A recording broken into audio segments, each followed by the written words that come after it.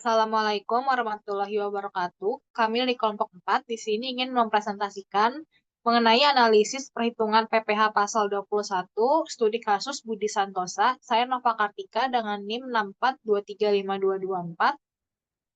Saya Michelle Azhara dengan NIM 64235344.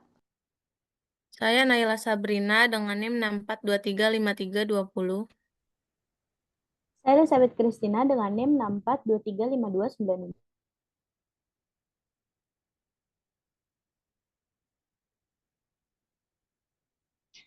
Pengertian pajak menurut Undang-Undang Ketentuan Umum dan Tata Cara Perpajakan (UU KUP), pajak adalah iuran wajib dari rakyat kepada negara berdasarkan undang-undang dan digunakan untuk kepentingan umum. Pajak tidak memberikan kontraprestasi secara langsung kepada pembayar pajak, tetapi pajak bersifat memaksa dan pelanggaran terhadap kewajiban perpajakan dapat dikenakan sanksi.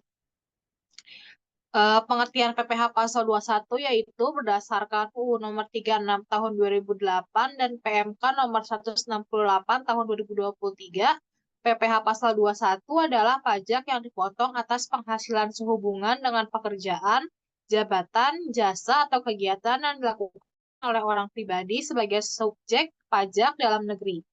Objek PPh 21 antara lain gaji, upah, honorarium, tunjangan, bonus, uang pensiun, serta imbalan lainnya, baik yang teratur maupun tidak teratur.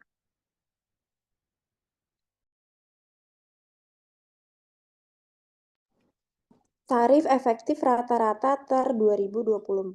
Tarif PPh pasal 21 berdasarkan UU HPP nomor 7 tahun 2021 adalah sebagai berikut.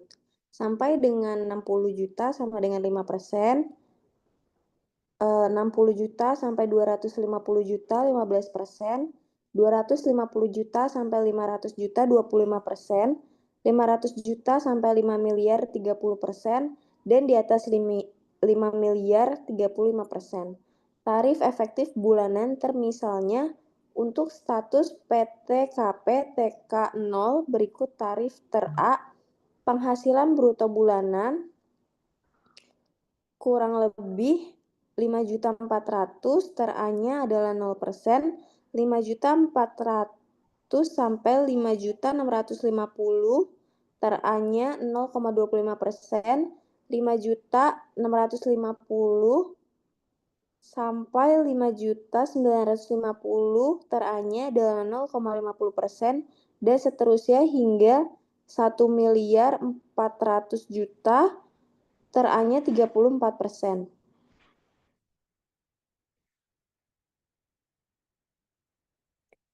Tujuan dan dampak penerapan PPh pasal 21. Tujuannya adalah menyederhanakan sistem pemungutan pajak, menjamin keteraturan dan kepatuhan perpajakan oleh pemberi kerja, meningkatkan penerimaan negara dari sektor pajak penghasilan. Dampaknya, meringankan beban administrasi, wajib pajak, dan pemberi kerja, memberikan kepastian hukum bagi pemberi kerja dalam memotong pajak, dan yang terakhir mengurangi potensi kesalahan perhitungan karena tarif lebih praktis.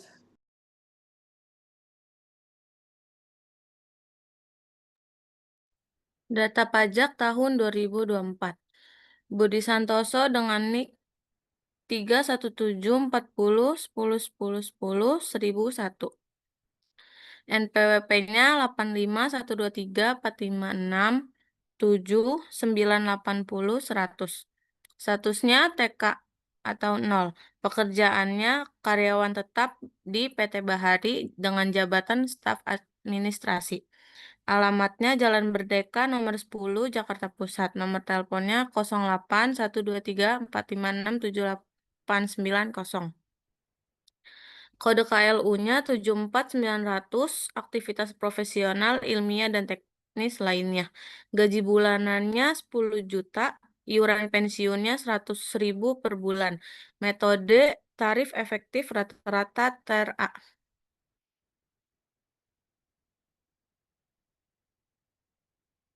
Perhitungan PPh pasal 21 tahun 2024. Perhitungan dari bulan Januari sampai November. PPh per bulan 2% dikali 10 juta yaitu 200.000. Total PPh 11 bulan yaitu 2.200.000. Perhitungan pada bulan Desember, penyesuaian tahunan. Penghasilan bruto setahun 120 juta, biaya jabatannya 6 juta, iuran pensiunnya 1.200.000. PTKP TK0 adalah 54 juta, PKP 58.800.000. PPh setahun 5% dikali 58.800.000 yaitu 2.940.000. PPh bulan Desembernya yaitu 2.940 dikurang 2.200 sama dengan 740.000.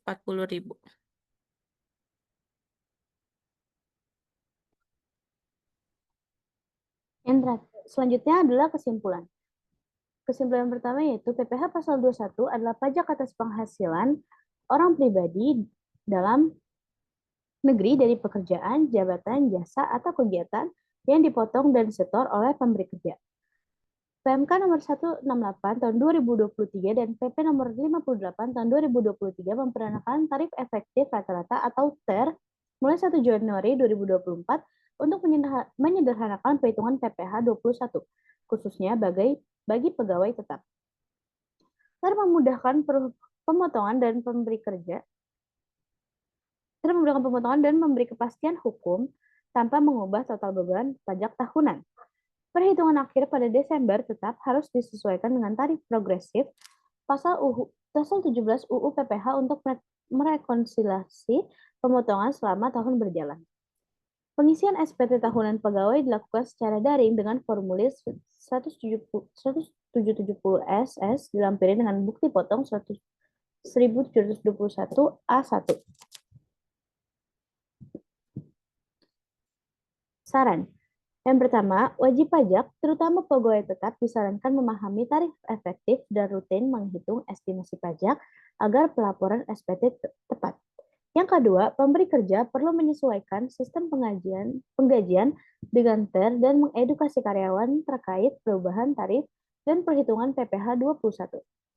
Yang ketiga, pemerintah diharapkan aktif menyosialisasikan aturan baru dan menyediakan alat bantu seperti kalkulator pajak daring untuk mendukung penerapan PPh 21 yang efektif dan transparan. Sekian presentasi dari kami kelompok 4. Jika ada kesalahan mohon dimaafkan. Terima kasih.